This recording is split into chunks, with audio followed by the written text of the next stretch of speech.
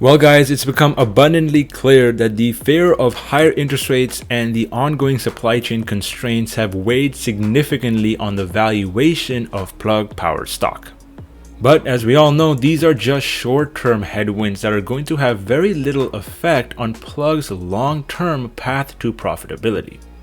And it seems like one of H.C. Wainwright's top analysts, ranked 28 out of 8,000, tends to agree with this exact opinion after he recently reiterated his $78 price target for the stock.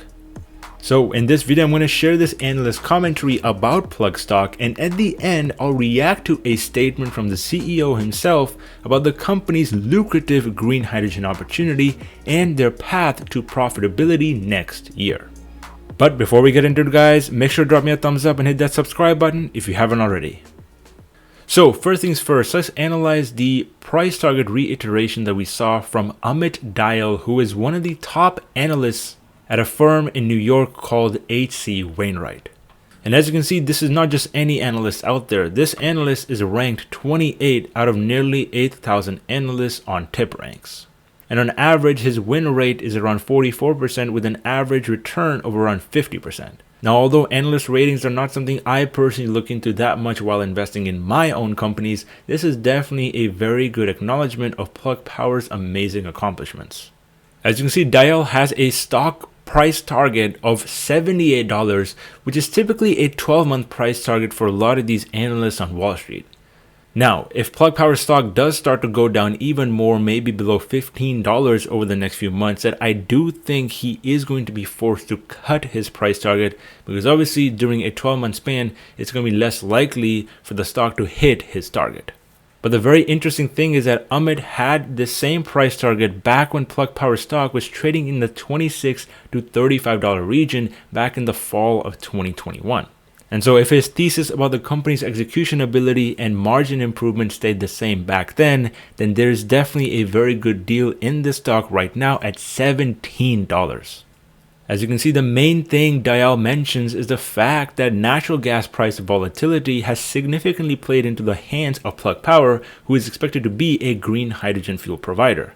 And that longer term, because of the volatility in oil, there is a much bigger incentive that companies are going to have to use green hydrogen to power their operations. And although there is a customer concentration risk with Plug Power right now, with around 80% of all their revenue coming from around 3 companies, in 2022 their revenue is going to come in at around 25% from international markets. And at an estimate of $910 million for 2022, this puts the stock at a price to sales ratio of only around $10.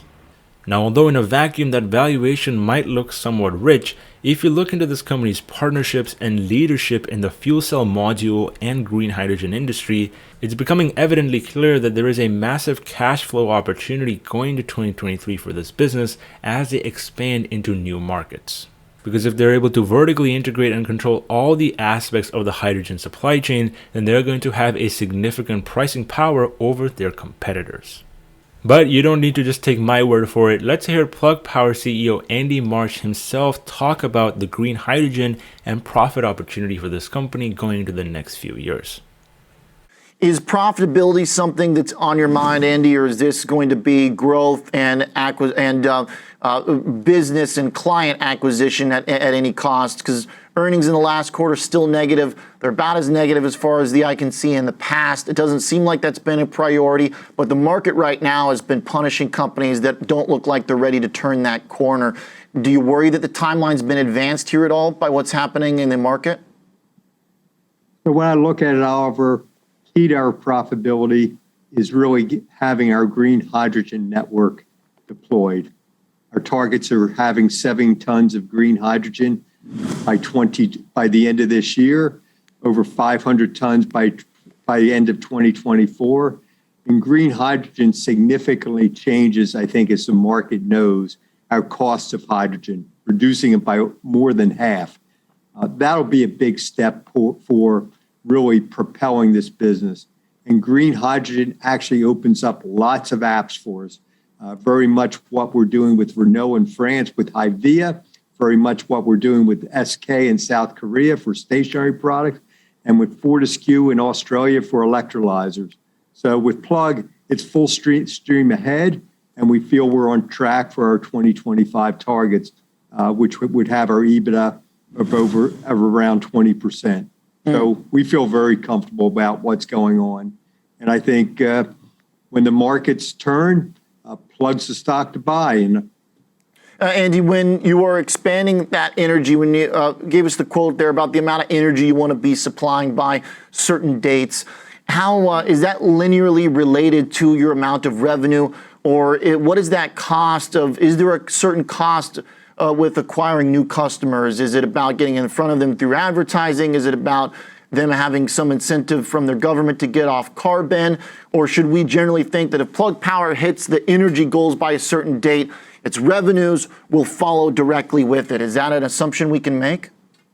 I think that's a very fair assumption, Oliver. And I think that we've been successful with some government support, but we will be successful whether government support is there or not.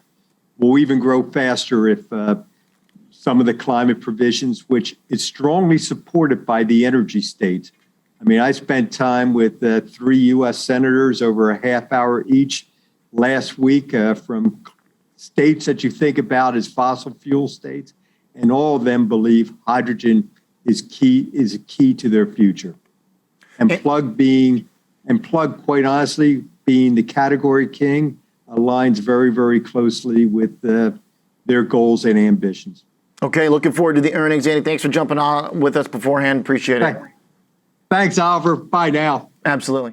So even though the host of the show tried to grill Andy as much as possible about Plug's lack of profitability in the short term, I think he did a very good job to make sure that Andy is as transparent as possible about the company's vision and execution ability. And the key thing to realize about that ability is the fact that the cost of green hydrogen is expected to collapse very fast over the next 10 years, as not only capex costs come down, but also as the demand for the fuel starts to grow.